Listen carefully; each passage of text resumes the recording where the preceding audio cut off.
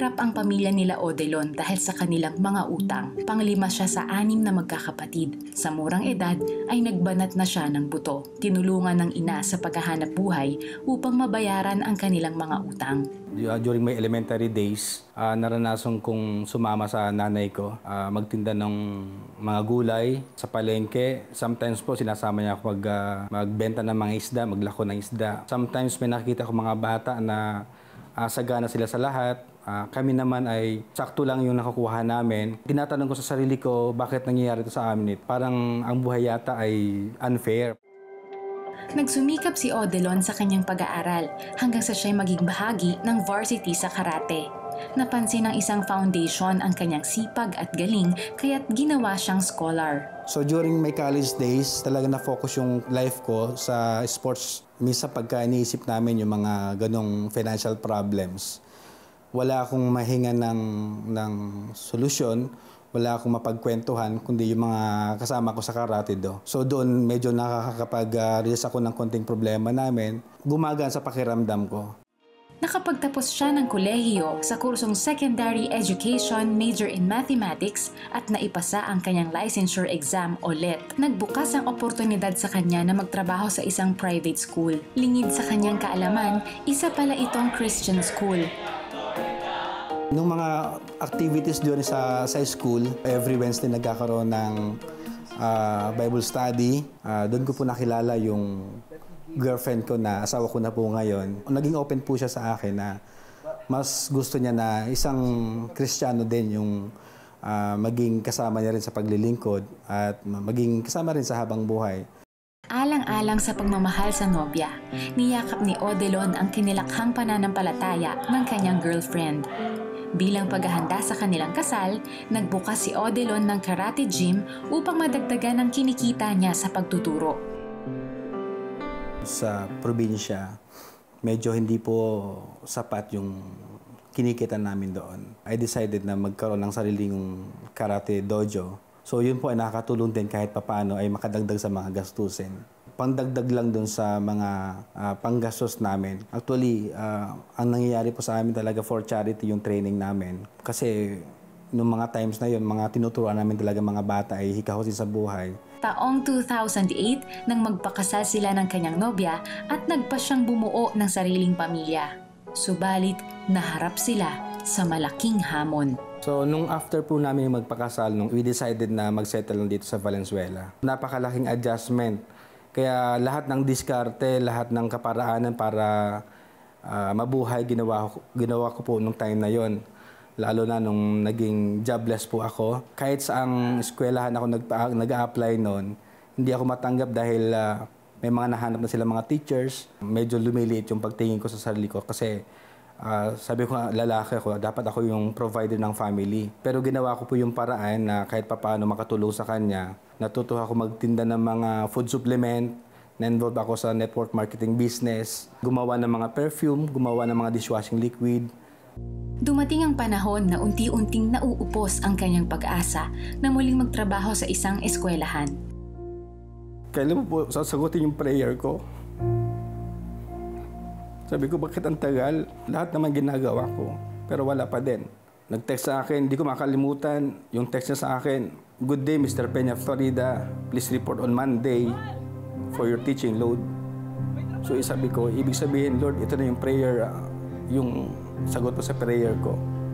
Bilang pasasalamat sa biyayang natanggap, lubos na pinagbutihan ni Odelon ang kanyang trabaho hanggang sa siya ay ma-promote bilang department head. Ngunit sa hindi inaasahang pangyayari, isang trahedya ang sumubok sa kanya. Hindi na ako naging active sa church noon, naging abala sa trabaho, nadisgrasya ako sa motor, na pumailalim po ako doon sa isang malaking truck. Nung dinala ko sa ospital, sa lahat ng x-rays, wala pong fracture, wala pong nangyari sa akin. Nabubugla yung kaliwang paa ko. Isang lesson dun sa akin na binigay ni Lord na, teka muna, kailangan mo munang paalalahanan. Lalong kumapit si Odelon sa kanyang pananampalataya sa Panginoon matapos ang naranasang himala. Lalong umigting ang kanyang pagtitiwala sa Panginoon. Nagpasalamat sa Panginoon si Odelon sa naranasang himala. Noon niya napagtanto na nawalan siya ng panahon sa Panginoon dahil sa pagiging abala sa trabaho. Pangako ko sa Lord na, Lord, magsisilbi ako sa'yo ng maayos, magsisilbi ako ng tapat. That was the time na bumalik lahat sa akin, sa alaala ko during my recovery period. Pagkatapos makarecover mula sa aksidente, sunod-sunod ang pagpapalang dumating kay Odelon. Na-promote siya bilang head ng kanilang school at mayroon ng 100 plus students sa kanyang karate gym kung saan ginagamit siya ng Panginoon upang makapagbahagi ng salita ng Diyos. Si Lord ang blessings, ang giver of blessings natin. Siya ang protector natin. Siya ang nagbibigay ng lahat ng pangailangan natin. Bakit tayo mag-worry sa mga darating na araw? God is already there. So, lagi natin kasangga ang Panginoon sa lahat ng oras. Kung tayo ay may problema na kasing laki ng barko, huwag natin kakalimutan na tayo ay may Diyos na kasing lawak ng karagatan. Wow! You know, yung story ni Ode, in his desperation, di ba, he said, Lord, how long? Parang yung psalmist, di ba, Right. Peter, how long, O Lord, di ba? But nakita natin sa buhay niya na our God is an answering God. He hears our cries. That's so true. And we can see the transformation inside of him, whereas before, he was living in the flesh. All he wanted was good time. Now, pag he is hard-pressed, he knows there's only one person he can cry out to. And that one person will never, ever fail him. And that's the wonderful reason. If there's one reason why we should all come to the Lord, He is a God who is for you 24/7. He never stops being by your side. So, para bang you have everything to gain and nothing to lose when you choose Jesus. Even for those who are saying, totoo ba yan? Oo po, totoo. Totoong totoo. He's the God that promises to stick with you through thick and thin. He will see you through to the other side if you'll give Him an opportunity to rule and reign in your life. If you'd like to do that, we would like to lead you in a simple prayer. Would you pray with us? Just say, Heavenly Father, Lord, you are such a merciful God that in spite of the way I have lived my life, yet you continue to pursue me. You continue to just run after me. Lord, I saw what you did in the life of Ode, and right now, Lord, I am so desperate for you. So, Lord, I just come before you, Lord, just as I am, a man that is so sinful, a man that is so selfish, self-centered. So, ngayon mismo, Lord, I bow my knee and I humble myself and I ask for your forgiveness. And Lord, I choose you. Starting today, I give you my life. I give you my future. Lord, I want to journey with you.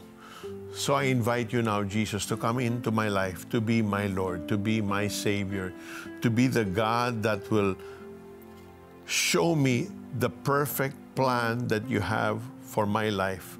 I want to be part of that plan. Thank you for loving me. Thank you for saving me.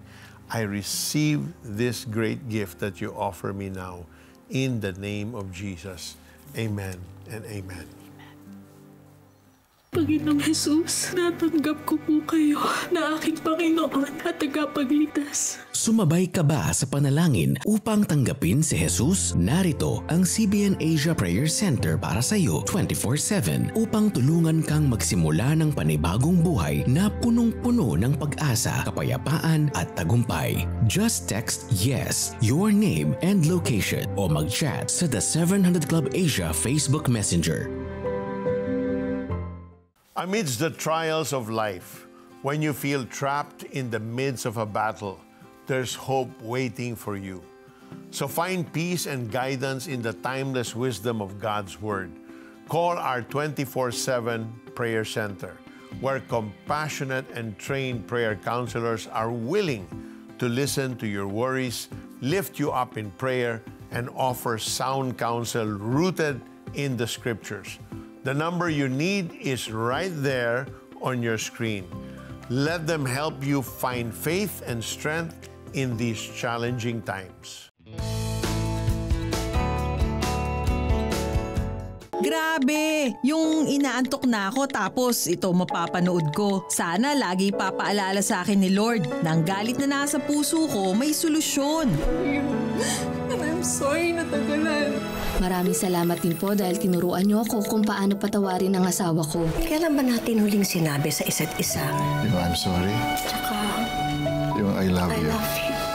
Gusto mo bang maging bahagi ng programang kapupulutan ng aral ng pagpapatawad at nagbibigay pag-asa? Partner with CBN Asia. Sa iyong 1,500 pesos donation, may pagpapatuloy natin ang pagpapalabas ng mga bagong tanikala, Holy Week specials at iba pang makabuluhang programa ng CBN Asia. Plus, you will receive an exclusive gift, the director's cut of Kampihan and the comedy drama Senior Moment in a USB flash drive with bonus tracks. Scan the QR code or visit cbnasia.com/give to send your donation. Become a CBN Asia partner today. Unti-unti hindi ko namamalayan. Addiction ko na pala yung magkaroon ng babae na may asawa. Mas gusto ko yung may asawa. Sa gym nagtatrabaho si Marlon bilang isang fitness instructor. Dahil sa takbo ng kanyang trabaho, naging malapit siya sa mga babae. Siyempre, as fitness trainer, bata pa ako, gano'n na ako. Noong naging fitness trainer na ako, nagkaroon ako ng motto na hindi lulubog tong araw, na hindi ka mapapasakin. Pag nakursunadahan ko yung, lalo na yung mga bagong girls na pumapasok sa gym. So, naging gano'n ako. Feeling ko sa kanila ako masaya eh. Lastful eh, talagang para sa akin, mas okay yan. Ayoko nung matino. Ayoko nun. Ako yung kabit. Destroyer ako ng family. Ang kanyang pagiging kabit at destroyer ng pamilya ay may malalim na pinaguhugutan sa kanyang naging karanasan sa kanyang pamilya. Ang hirap lumaki na walang tatay. Feeling mo walang magtatanggol sa'yo.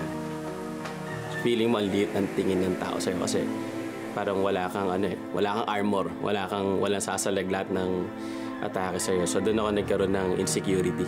Na-expose ako doon sa mundo. Normal lang yung kalokohan. So okay lang yan. Gawin mo lahat. Wala namang problema. Para akong namanhid doon sa mga kalokohan na yun. Dahil walang sikretong hindi nabubunyag, natuklasan din ito ng kanyang mga naging karelasyon. Stressful na, marami nang umaaway sa akin. And doon ko na-realize na ito yung consequence nung ginawa ko. Sobrang hirap. Ang pinakamasakit doon, hindi ka mapayapa. Wala kang peace of mind kasi public na eh. May nagpo-post na sa Facebook mo, ito yung ginawa mo, ito yung ginawa mo, ito yung ginawa mo, ang kapal ng mukha mo, ganyan-ganyan. Hanggang isang tagpo ang nagpabago ng kanyang pananaw sa buhay. Sinundo siya ng asawa niya sa gym. So, sinisikreto namin yun doon sa husband niya, hindi man alam. And habang magkasama sila, siguro way na rin ng Lord na ipakita sa akin yun. Na nangungusap yung Lord sa'yo na someday anak magkakapamilya ka. Hindi sa ganyang paraan. Yung matatawag mong sa'yo, yung mahawakan mo yung kamay sa publiko, yung wala kang takot na may makakakita o makakabuko sa'yo. And tingnan mo rin anak, biktima ka din ng pagiging broken family. Isipin mo rin yung mga anak niya na iiwanan niya para sa'yo. Di ba yan yung ayaw mo? Malinaw sa akin yung mensahe ng Panginoon na biktima ka din eh. Tapos ngayon ikaw yung mambibiktima. Di ba? Kung ano yung ayaw mo, huwag mo gagawin din sa iba. Kung ano yung gusto mo, yun yung gawin mo sa iba.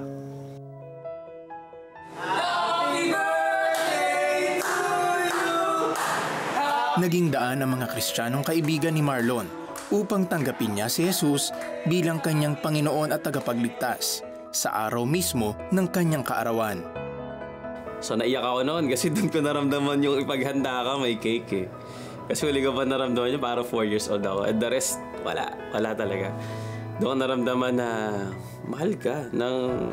Binigyan ako ng Lord ng family sa gym. May mga dalaan gym, may dedication. And doon ako pinag-pray na yung magandang future ko. Ang salita ng Diyos ang nagsilbing ilaw kay Marlon upang tuluyang lumakad sa katwiran at pag-ibig ng Diyos. Sa pagdaan ng panahon, naayos din ang relasyon ni Marlon sa kanyang ama. Patuloy siyang nagtatrabaho bilang fitness trainer at nagbabahagi ng kabutihan at pag-ibig ng Diyos. Nagkaroon din si Marlon ng tamang pananaw hinggil sa pagpapakasal at pagpapamilya, lalo na ngayong may kasintahan na rin si Marlon. Nireboot at nirestore ako ni Lord kasi siya pala yung kailangan ko. Sabi ng Lord sa akin kapag Pepe, iiyak mo lahat sa akin, ako ang tatay mo. Ako hindi tatalikod sa'yo. Siya yung tatay ko. Alam mo, Felici, yung mga temporary highs na ganyan, there is a limit to that.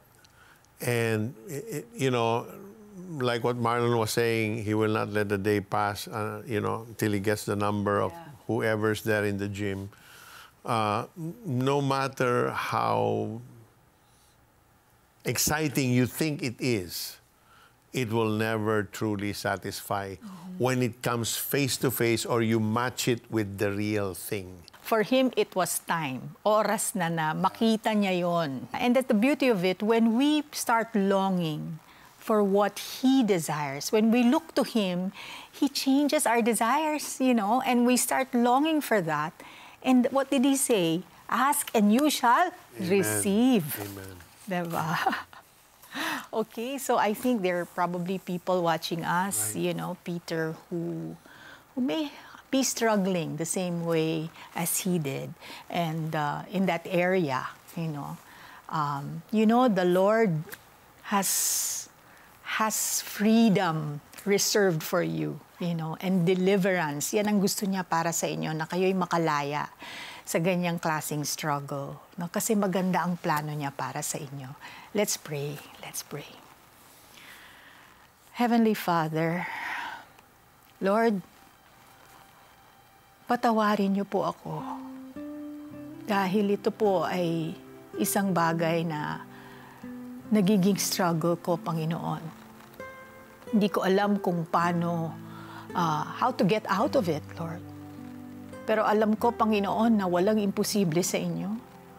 Alam ko na ang desire mo para sa akin ay higit sa naiisip ko. Lord, your desire for me is to live a life that is pure. Because you are pure. You are holy. And Lord, hindi ko magagawa ito without your help. So Father, isinusuko ko sa iyo ang area ng buhay kong ito where I'm struggling, Lord, with purity. Father God, I just roll it over to you, sa inyo na, Panginoon. At humihingi ako ng tawad, Panginoon. Sabi mo sa iyong salita that if I come to you and ask for forgiveness, you will, Lord, cleanse me. And I receive that cleansing right now, Father. At umaasa ako, Panginoon, sa plano mo para sa aking buhay. Gumalaw ka, Panginoon, sa aking buhay, Panginoon. Nagpapasalamat na ako even now at what you're going to do. Lord, replace my mind with your thoughts. Replace my desires with your desires. In Jesus' name, amen. Amen and amen. There's someone right now that the Lord is speaking to, and He says to you, honor me with your purity. And that desire in your heart, I will gladly give it to you, says the Lord. So do that, kapatid, para sa iyo yan. Whoever you are, I don't know what that desire is, but the Lord knows. And He says He will gladly give it to you. There's also someone watching right now, you have frequent migraines. The Lord is healing you from that condition. Pag dumaan ka sa konting pressure, it triggers your migraine. Konting worry, it triggers your migraine. The Lord doesn't want you to worry, and the Lord doesn't want you to be stressed out, so you will not have migraine, says the Lord, in the name of Jesus. There's also someone watching right now na you have itchiness in your left arm. I think it's an allergy. The Lord is relieving you from that allergy in the name of Jesus. There's also someone watching right now na meron kang severe neck pain on the right side of your neck. I think it's a stiff muscle. The Lord is healing you from that condition. Receive your healing in Jesus' name. Someone with kidney stones, the Lord is just melting those stones away. Receive your healing in Jesus' name. Amen. Amen. Amen. Nagnalangin si Peter Kairos at ako'y sumunod. Naramdaman ko na tuloy-tuloy ang pag-recover ko. Doon ko naranasan yung kapangyarihan ng Diyos. Wala kaming pera pero naitayo namin yung farm na ito. Nag-restore sa akin, finances, trabaho. Lahat po yan galing sa Panginoon. Tulad ba nila ay sinagot din ng Panginoong Jesus ang iyong panalangin? We want to hear it from you. Please text Answered Prayer and share your story with us. Send it to 0998-590-0620.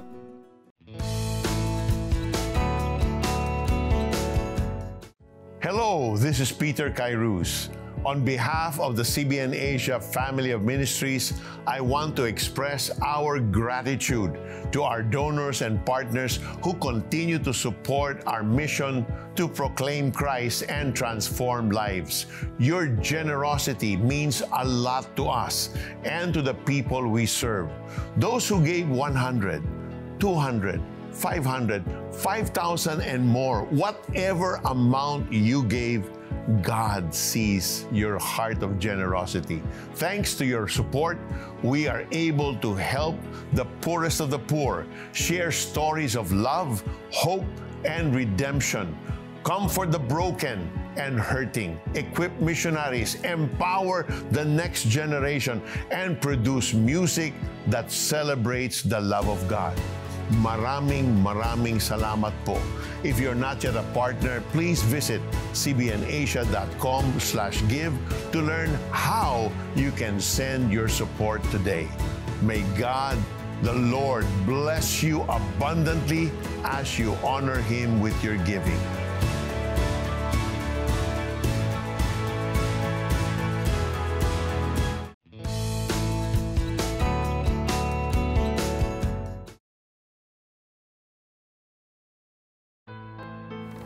Every year ganito, ha? Mag-aaral ka mabuti. Asan si Daddy? Tinatanong ko sa aking mamang asaan si Daddy, lalo na po kapag may mga important events sa aming eskwelahan, lalo na kapag nasasabitan po ako ng medalya. Masakit para sa isang anak na katulad ni Dang ang lumaking hindi kapiling ang ama dahil sa pagtatrabaho nito sa ibang bansa. Para sa kanya, lungkot ang hatid ng tahanang walang haligi. Sa tuwing nasa bansa naman ang ama, hindi pa rin sila naging malapit sa isa't isa. Sa murang edad ko, hindi ko pa siya gaano naiintindihan. Si Dad noon, napaka-disciplinarian niya eh. Yung absence ni Dad, talagang naramdaman ko yung hindi kami ganun naging close because of distance. Ilang buwan lamang ang kanyang bakasyon, tas aalis na naman siya ulit. Upang maibsan ang dinadalang lungkot, ibinaling ni Dang ang buong atensyon at panahon sa barkada. Natuto po akong gumimik, natuto po akong uminom, manigarilyo, magkaroon ng partners, at doon ko na po natikman ang ipinagbabawal na gamot. Nagot ako sa magulang ko. Hanggang sa edad na 19, nabuntis si Dang, bunga ng kapusukan. Hindi siya pinanagutan ng lalaki at huminto siya sa pag-aaral. I felt I was so lost during that time because kahiyan ako sa pamilya, hindi matanggap ni Mamang at ni Daddy. Pinalayas ako sa bahay. That was the most shattered part of my life. How will I start all over again? Dali mo yung kapatid mo! Narayak na lang po bahala. Ka nang babalik!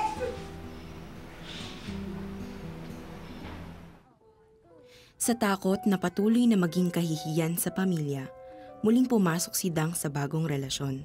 Nagpakasal sila at nagkaroon din ng supling. Pilit ako naghahanap ng kapareha na para ako ma-feel ko yung kabuuan ng aking pagkatao. Hanggang dumating po kami sa puntong naghiwalay kami. Bakit wala akong kapayapaan? Bakit hindi kumpleto? Ang dami ko pong tanong na parang sa kabila ng tulong ng aking pamilya, parang nasaan ang Diyos? Doon ko na po nasubukang magkaroon ng kaibigan ng mga pushers. Halos wala na po kaming ginagawa kung hindi nagpa-pot session. Namuhay po ako bilang isang dalaga. Hindi ko na po inisip ang aking mga anak. Ang nasa aking puso, rebellion na po. Pananakit dahil sa rejection, dahil sa galit, dahil sa pang-iiwan sa akin. Habang pilit na umaahon sa pagkakalubog, siya ay kinatagpo ng Panginoon. When I was so wasted for several days, the strong conviction of the Lord didn't stop. I said unto the Lord, Panginoon, pagod na po ako. Tulungan niyo po ako. Gusto ko nang magbago. Gusto ko magsimula ulit. And that moment, I heard the small voice of the Lord. He said, my child, stand up. Face life again. Rise and high, I will help you. For I make all things beautiful in my time. Just trust me. Sa tulong ng kanyang kapatid, ay pumasok sa Drug Rehabilitation Center si Dang. Pagkatapos manatili doon, ay bumalik siya sa kanilang tahanan upang ituwid ang mga naging pagkakamali at humingi ng kapatawaran. Palagi ko sinasabi sa kanya na mahal ko siya. At alam ko, may magandang bukas ahead of her. True enough, naging maayos siya. So, in every victory niya, masayang-masaya ako dahil sa mga taong ginamit ng Diyos para magkaroon ng magandang buhay ang aking kapatid. Doon ko napatunayan, walang magulang na matitiis kahit gaano kasama ang kanyang anak. Ipinagpatuloy ni Dang ang kanyang pag-aaral. Noong 2009, siya ay nagtapos ng BS Nursing. Nagkamit rin siya ng Master's Degree in Public Administration at patuloy na nag-aaral. Maganda rin ang relasyon niya sa kanyang mga anak. Nagmamay-ari siya ngayon ng isang events management and consultancy. God is indeed a God of miracle, a God of transformation, and a God of many chances. Let's embrace the unwavering love of our Heavenly Father, a love that never falters and never gives up. In moments of stumbling and falling, He is by our side, ready to lift us up with His open arms. Followed by an outpouring of strength, He ensures that we are equipped with more than enough grace to persevere in obedience and submission to His divine will every single day. Give us this day our daily bread, diba? Let His love and grace propel us to finish the race, knowing we're never alone in His steadfast presence. Amen. I love that boundless grace. Kung ikaw ay nanghihina o nawawalan ng pag-asa, choose to worship God. 1 Chronicles 16 verses 9 to 11 gives us an encouraging command in our moments of helplessness. Sing to Him. Sing praise to Him. Tell of all His wonderful acts. Glory in His holy name. Let the hearts of those who seek the Lord rejoice. Look to the Lord and His strength. Seek His face always. Huwag palampasin bukas ang panibagong episode na tiyak na maghahatid ng kaligtasan, pagbabago at biyaya sa inyo. Same time, same channel. Laging isa puso na tayo ay ligtas at payapa dahil ang Panginoong Hesus ang ating sandigan. Pagpalain kayo ng Diyos. Ngayong Biyernes, wala na bang katapusan ang gera laban sa Israel? Imposible bang magbati ang Arabong Palestinian at Hudyo? Pray and believe! Dito lang sa The 700 Club Asia, Biyernes alas 12 ng gabi sa GMA.